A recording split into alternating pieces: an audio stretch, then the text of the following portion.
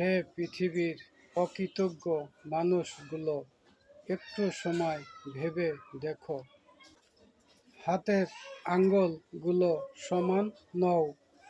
মুঠ করলে দেখতে কত সুন্দর সমান লাগে। চোখ দুটো বন্ধ করলে রাতের মতো সব কিছু অন্ধকার হয়ে যায়।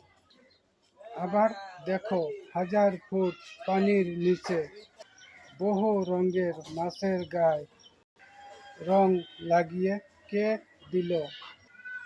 আবার ভাবো, মালিক কে? কৃতজ্ঞতা স্বীকার করো।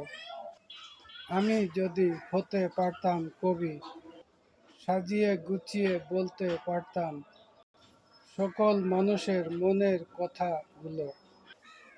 আমি নন কবি, ক্ষমা করে দিও।